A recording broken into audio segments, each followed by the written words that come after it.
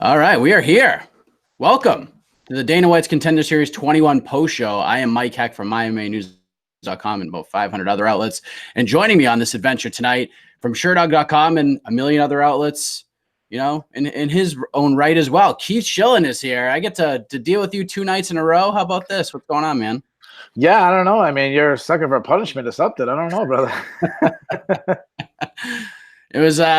It was a very entertaining card tonight, I gotta say. Some good finishes, some really good fights.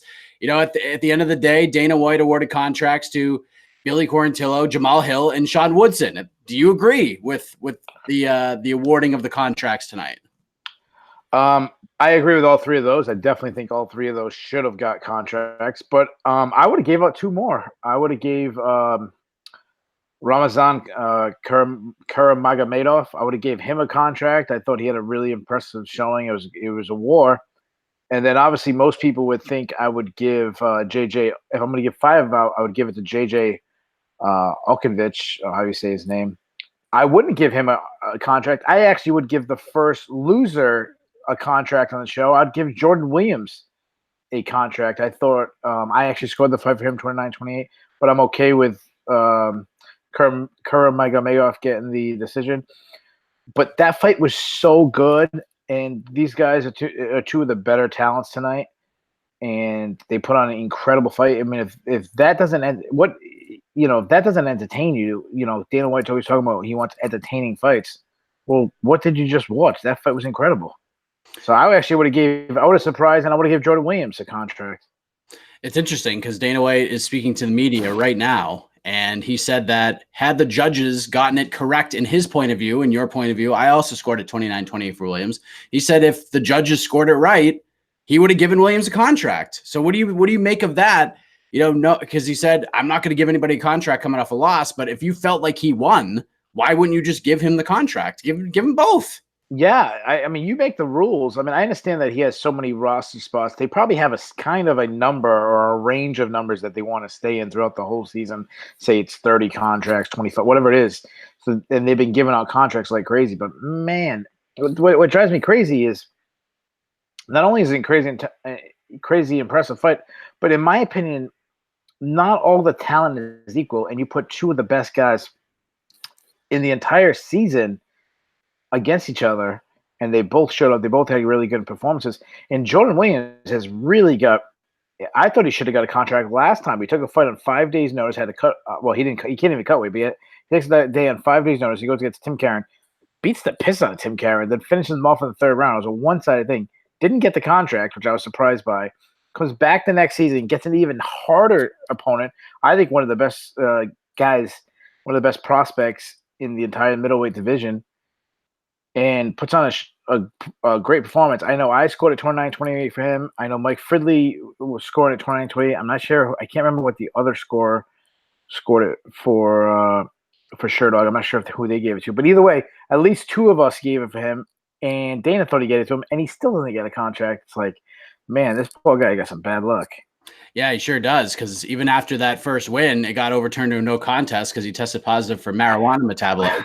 And the reason that he had to take marijuana is because he got type 1 diabetes. So he's had to change his entire approach to life since that whole thing. Because he even told me when I talked to him a couple of weeks ago that he's still on a probation with the commission. So if he screws up at all, he's back on suspension. So he's gotten into CBD. He's really had to change the recovery approach altogether. But this is a guy who has type 1 diabetes. He can't even cut weight. And we're going to penalize him for all that. I thought he should have got a contract on the first episode. I definitely think he should have got a contract tonight. So, yeah, you're talking about bad luck. He bounces back, fights in Bellator, gets a finish in the 3rd round in Bellator, and then gets back. And Ramazan's no joke. This is probably the toughest guy that Williams has fought. And he took it right to him the whole entire time. What a great fight that was. Where would you rank that fight? And do you think that's the best fight of the season so far? I mean, I thought the season fight was great too, but would you think that one was better? No, I think this fight, because Lockwood, I thought he clearly won the fight. This one was really a toss-up. I think it was a little bloodier, a little more back and forth. I think this was the best fight. I'm not sure if it's the best fight in the series history. I think Sadiq Yusuf and Mike Davis was way up there too. And I'm sure there's other ones I'm not thinking off the top of my head. But I mean, this one is definitely in the conversation for best fights in Contender Series history. And it's like, man, the UFC had the biggest moment in the history of the UFC. They gave a contract to a guy who lost. It was the Ultimate Fighter finales, the season one. They gave Forrest Griffin a contract, and then everyone cheered when they announced they were giving Stephan Bonnar a contract. I don't think there have been a lot of people complaining about Jordan Williams getting the contract after tonight. It makes no sense, and he's a really good talent. And you know what? You just showcased him. You showcased him twice now. Don't be surprised. Like, I mean, that just happened today. PFL signed Brandon Lockman, we just mentioned. PFL has already talked about that. You know, they took a year off from the middleweight division, but they want to bring it back next year, and they're going to decide to skip a different division. Man, I would sign both these guys and put them in your tournament for next year. I would agree with you 100%. But you know, it's interesting. We've seen some different scenarios. We saw Goldie get signed by the UFC. She's got a fight next week. So, Yeah. you know, I mean, but those two like beat the hell out of each other. So both those guys could be out for a little while after that fight. But there's definitely something there with both of those guys. I think Williams has a little more big fight experience at this point. You know, Ramazan's got some PFL experience, but clearly he works with a great team. Clearly he's got a ton of talent. And, you know, once he can put everything together, he's going to be a tough out for anybody. So, you know, kind of tough. I would have given, you know, I wouldn't have batted an eye if he gave contracts to both guys, at least one of them. Yeah, and the worst thing you mentioned, they beat each other up so much that if there's an opening later in the season, a short notice thing, neither one of these guys would be likely to be able to take it. What we've seen in the past, like Greg Hardy is actually an example. Remember when Greg Hardy won, didn't get a contract, he got a developmental contract, got brought back a second time on the same season, later in the season. You'd hope one of these guys would have it, but now the fact they beat themselves up so bad that they won't even be brought back for that, or likely won't be brought. I'm assuming both these guys will have lengthy suspensions. That kind of sucks. It does kind of. And here's the other thing: is everyone always talks about how impressive they are in the performance. You have to know who they're fighting. It's like, you know, a guy in the prelims of the UFC could get a knockout in the first round, in the first minute, and everyone's like, "Oh, what an impressive performance!" But Max Holloway can knock out Frankie Edgar in the third round and be like, "Ah, it wasn't as impressive." Well, he just knocked out Frankie Edgar. He didn't knock out, you know, a guy making his debut on the prelims. You know, so that's how I kind of feel about this fight. Both these guys are really good. Jordan Williams is a really good talent, and if the UFC doesn't sign him, another organization should. And he's got an incredible story with the type 1 diabetes. I mean, that's incredible too. And what's also interesting is that Ramazan was the biggest favorite on the entire card, and Jordan Williams had that performance. So yeah, that changes things a little bit as well. But go ahead. And Ramazan's 22. I mean, he's already fought in ACB. He's done well there. He went to the PFL. The PFL did have him. He was brought in like one of those filler fights where when they get down to the small one, they just need to fill out a card. He won that, and now he's won in the Contender Series. I'm like, man, he's got a lot of clout to his name, and he's only 22. That's insane. Like, I don't know. I'm surprised by that. I am too. I want to talk about Billy Quarantillo for a minute because, you know, here's a guy who was on season 22 of Tough. I thought he was close to UFC ready when he was on season 22 of Tough. Like, he had a great performance in his first fight. Then he fought Saul Rogers, who just did really what Saul did to everybody else. He just overpowered him, took him down, laid on him, landed some shots. Billy couldn't get up, and Billy never got a shot. So he went on and did his thing and kept winning and winning, gets a shot. And that first round against Kirk, you know, it didn't go his way, but he held on. He got dominated in that round, and then came all the way back and had that incredible second round, finished the fight. What did you think of Billy's performance? Definitely deserved a contract, in my opinion. I know you tweeted that yourself, but, you know, what did you think of that performance overall? I mean, it was great. It was a phenomenal, and he did it against another tough guy. Kirk, I did my preview for the Contender Series, and I felt like I actually picked Kirk to win. And I'm going to pat my back on this, though. Even though I picked Kirk to win, I felt like I broke this fight down really well because I said Kirk's biggest avenue is his grappling. Even though Billy is a really good grappler himself, Kirk is a 2-time world champion, and they didn't even mention that. That really, like, it didn't show how well Billy did on the ground by surviving the front with a guy that has won worlds twice. Like that, how that wasn't even mentioned. Really, like it'd be like if you're winning a one-on-one basketball game, you're like, oh yeah, I went to the YMCA and I won a one-on basketball game. I'm like, oh cool. Oh, did I mention it was against LeBron James? Like, I mean, obviously this guy's not LeBron James, but I mean, you get the reference. It's this guy. He did it against a really good guy. But what I said about it is the key was his output because Kirk has only been to the second round up to this point. He's only gone to the second round twice in his career. Only went to the third round once, and he lost that fight. Even though I thought that was a fight he should have won, I thought he believed. But if you go back to the fight he lost, I don't have the names. Actually, I do have the guy's name. Anthony Backham. It was in Victory FC 48 in 2016. I actually thought he won that fight, but the reason why Backham got the decision is he started turning on late, and Kirk gassed himself out, and Cardillo just turned up the pace. And that second round, I was like, oh my god! I mean, he threw everything. I saw someone tweeted out that he had landed 99 significant strikes in that round, which is insane. Wow, unreal. Good performance. I thought that fight could have easily been stopped in the second. I think Herb Dean had enough very early in the third round. I thought it was a good stoppage, had no problem with it. And Billy's back. Billy gets a shot at the UFC, well deserved. And it's good to see those second chances, especially going from tough and having a run like that on such a weird season to getting on the Contender Series, having a performance and earning your spot. So he's going to be somebody to watch for sure. Another guy to watch, Jamal Hill. What a great performance against Alexander Popek. I mean, this was Hill's fight from the beginning. I mean, they started off slow. It was like a feeling out process for like 20 seconds. Then Popek threw like the first big shot, and then everything changed. Hill was just like, okay. It's like a switch got flipped in him, and then he just dominated the rest of the way. Like Popek had nothing to do with the stand-up anymore. Hill just kept stalking him down and gets the finish. I think he's got a lot of potential here. I agreed with everything Dana White said. Yeah, he's still going to work on some things, but especially that second round, I agree with everything Dana White said. What'd you think of Jamal Hill's performance tonight?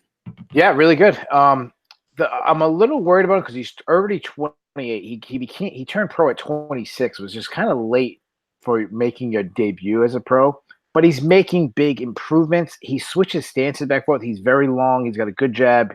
We didn't really see it that much today, but he has a really good check hook. And then the one thing I wrote about is that his clinch game is really good, and that's where he started taking over. Even though he said he was throwing the high kick a lot and landing long strikes, it was when he kept grabbing the clinch and blasting the body. That's when he really started pulling away from Popek. And Popek's a good striker. This is a former professional kickboxer who he's got very good power, especially in his right hand. So this wasn't a scrub, especially in the striking department. And for Hill to win it, that was impressive. The one thing I've worried about when I've gone back and seen him is he's very bad wrestler, and he kind of got matched against a striker. So I'd be worried if he gets matched against a wrestler, like say like a Devin Clark in his debut, which is probably like a fight that a newcomer in the UFC would get. Someone who wants to take him down. There's a major hole there that he needs to improve. But if he can improve that, man, light heavyweight is so shallow. There's kind of like a changing of the guard with the old guys going out, a lot of new guys coming in, and maybe 2 or 3 years from now, we could be talking about him as a top 10 guy. We're seeing a lot of great light heavyweights come through the Contender Series. I mean, we've seen it with guys like Menefield. We've seen it with what's his name, Tricoli. He looked great. Mike Rodriguez. Mike Rodriguez, another guy. I mean, good Lord, there's so many coming through the show. I feel like if you're a light heavyweight and you can get a finish, it's almost a guarantee that you're going to get in. So good performance from him. I also agree with Dana White when he said that the Christian Lozen versus JJ Okanovich fight was one of the more awkward fights. It was interesting because I felt like the trend of the night was one guy dominates, one guy goes for rear naked choke, one guy can't finish rear naked choke, and the other guy comes back and wins. Like I felt that was the trend all night long. Why did it's very bizarre because we're going to talk about that in the next fight too. It was like every single fight was like this.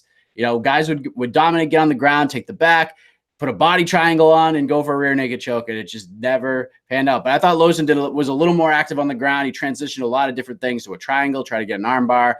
It was just too much, and Okanovich just took over that fight. What did you think of the fight? Did the fact that Dana didn't give him a contract? I know we touched on it a little bit, but if Dana had given Okanovich a contract, would you have been like, all right, cool, or were you like, eh?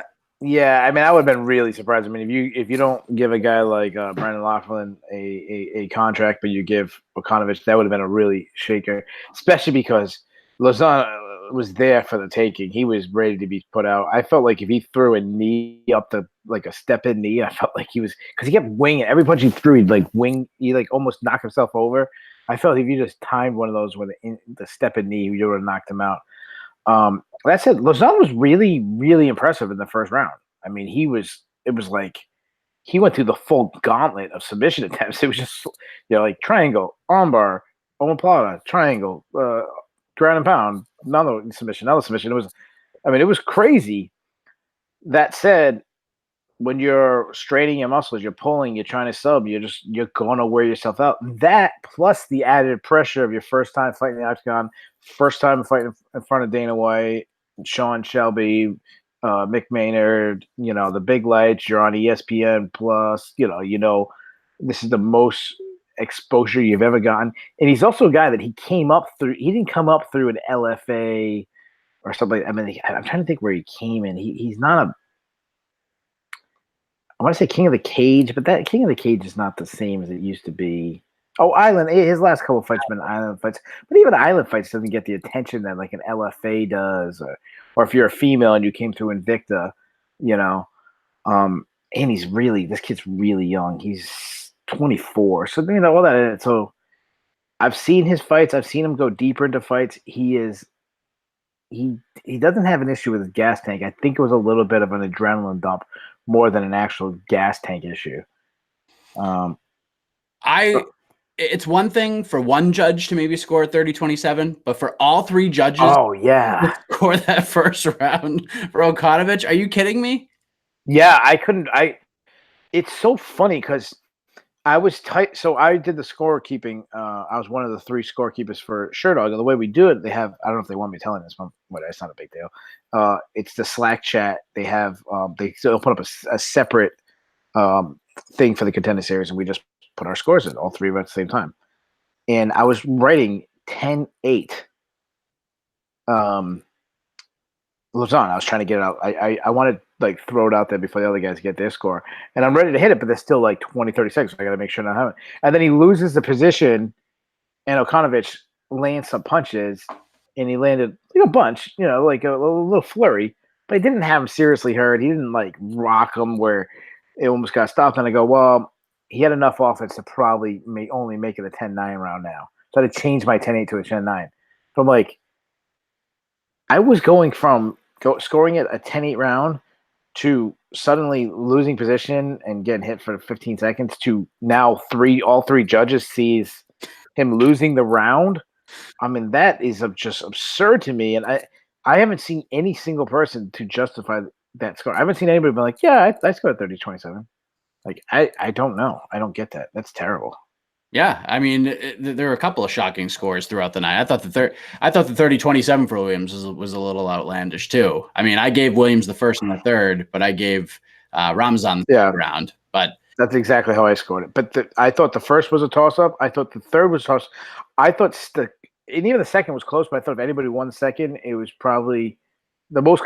I said maybe let me be back up. What I was gonna say the most convincing round to me was the second round for Kuramagomedov. So if anybody scored a third, when they said 30-27, I go, oh, one judge gave all 3 rounds. Which I'm like, okay, the first and third were toss-ups. But 30-27, Williams, I was very surprised by that. But then nowhere near as bad as this one. This one was terrible. Yeah. Go to Terrence McKinney versus Sean Woodson. Both guys with really crazy stories. Nolan King wrote just this outstanding article on MMA Junkie about Terrence McKinney and his story. I'm not going to go through it. If you guys want to see it, I highly recommend you go and check that out. McKinney definitely lived up to the hype. He looked fantastic in the fight. And Sean Woodson, at least for the first, 6 minutes and 30 seconds or so, essentially looked like a guy who was coming in on 5 days notice to take a fight. Like, definitely dangerous, super tall for that weight class, being 6'2", 6'3" at 155 pounds. That's a dangerous guy right there if he can put his stuff together. But man, again, another guy, body triangle, trying to go for the rear naked choke, couldn't get it. And then as soon as he got up, he landed that absolutely fantastic knee. Sean Woodson did, pronouns, pal. And Woodson gets that highlight reel finish and gets himself a UFC contract. So doing your research and taking a look at Sean Woodson for a guy that's coming in on 5 days notice, what did you see heading into this fight? And, were you surprised with his performance tonight? Well, I'm gonna back up for a second because Nolan did really do a good job, and the story's been told about him overdosing on drugs. But the story that I'm really surprised that has been told is that prior to that, McKinley had one loss, and he broke his leg throwing a kick. It was like an Anderson Silva thing where he snapped his tibia and his fibula. It was one of these ones where like people thought he wasn't gonna ever compete again, and then he fights. A year later, he fights 3 times in 1 year and wins all 3. Gets on the Contender series, which I was like, "Wow, that's insane!" That is. In what's crazy when that's your second amazing story, like behind the drugs one, it's like, wow, this guy's been through so much. When Woodson took the fight, I didn't really know much about him, and I do a very in depth. I try to watch as much film as I can get. And I actually write down so what I do is I get a little sneak preview. I have like my top thing. I write just things in general. He's 28 years old. He plays for this team, blah, blah, blah. Then I have 2 columns, things he does good when I watch him film, things I do bad, and I just write them down. That I'm going to take notes when I'm going to write later. But on the right side, I write all their fights. And I put check marks ahead of time if I can find the fight on YouTube or wherever, Facebook, wherever. And then the ones that have check marks, when I start actually watching the fights, I work myself from the beginning to the most. I want to see if I can see progression. And McKinley was a guy that I was just like, man, this kid's good. This kid's really good. He's a good wrestler, good grappler. He's a big prospect. I've heard about him for a while. This kid's good. I watched he take the fight on 5 days' notice. His first fight I see, I go, oh, this guy's pretty good. Like, he's a good striker.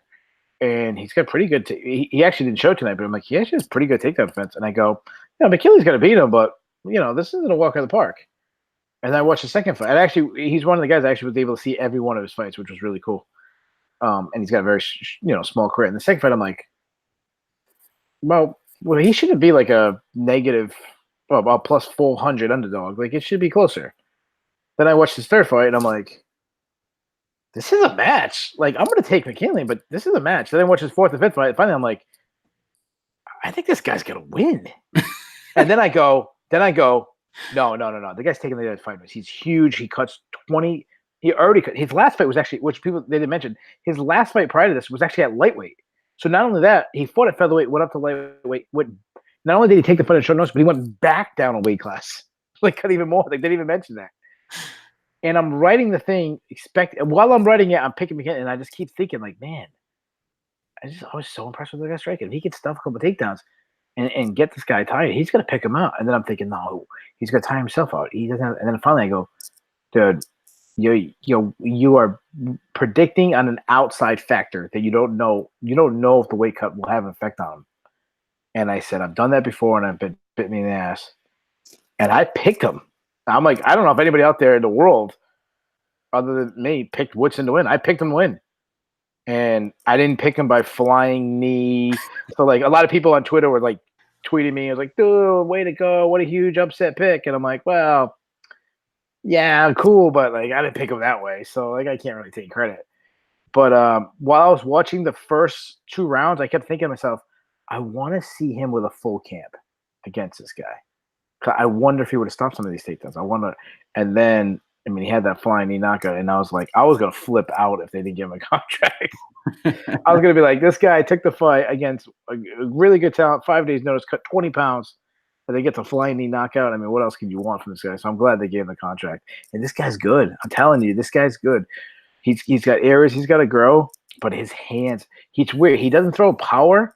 He just touches you. He's so loose. He fights a lot like Hill, where Hill was fighting very loose, keeps his hand, but he's so accurate, and he throws them from weird angles. Like he does like shovel hooks and like weird different angles, but he lands and he keeps up volume on you, and he just keeps walking through punches. And even in the little exchange that we saw on the feet, he was tagging up McKinley in just those little exchanges. This kid's good, man.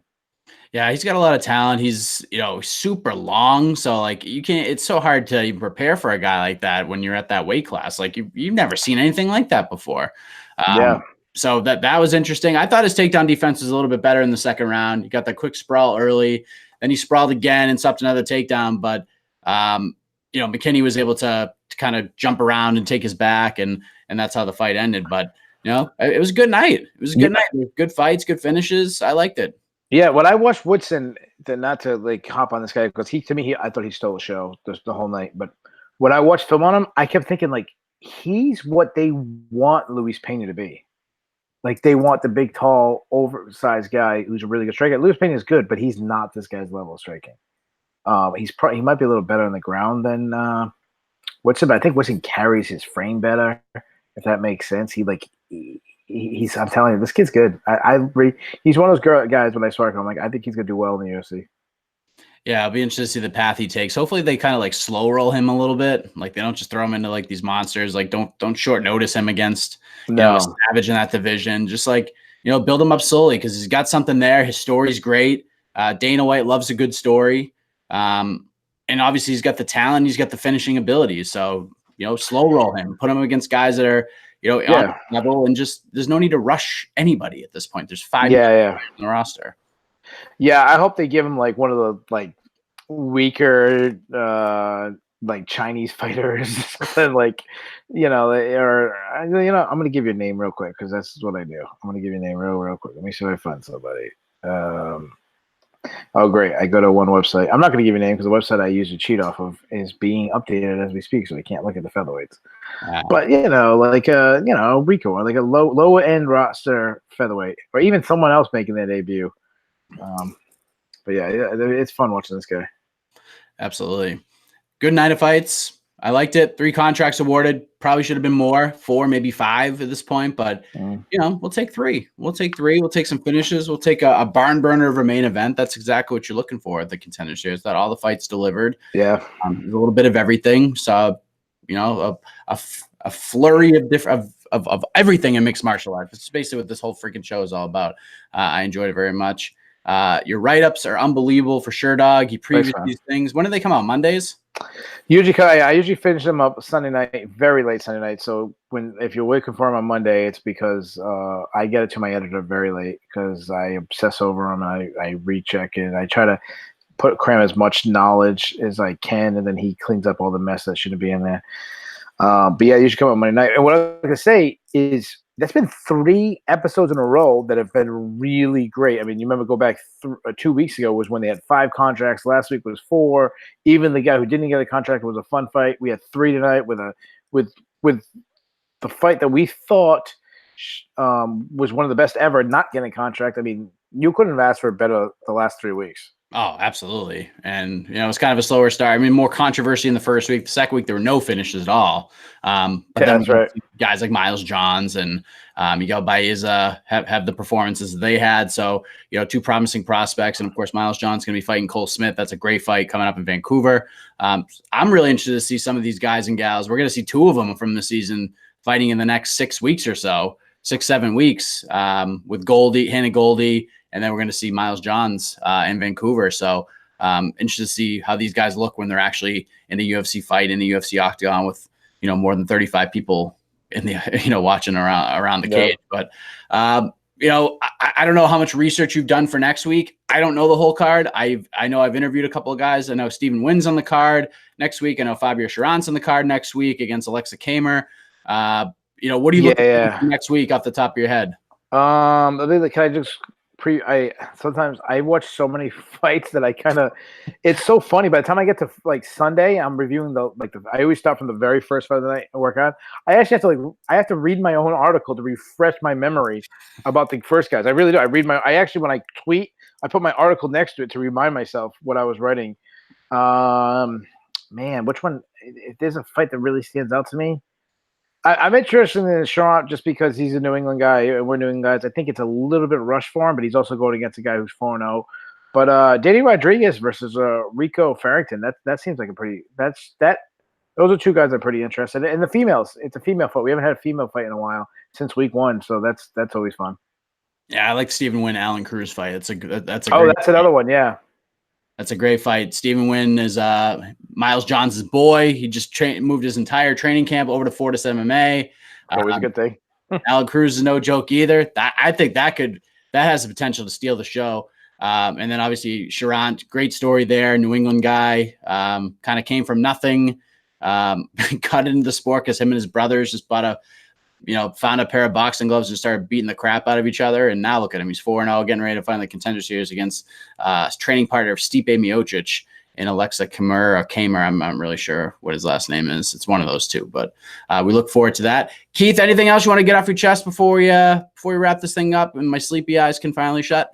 No, man. If you like Contender Series and you really want to learn about the fighters beforehand, every Monday head over to Sherdog in Monday afternoon-ish, whatever. You'll see a thing that say preview. I have my name, Keith Shillan, and I think everything you need to know, I think, is there.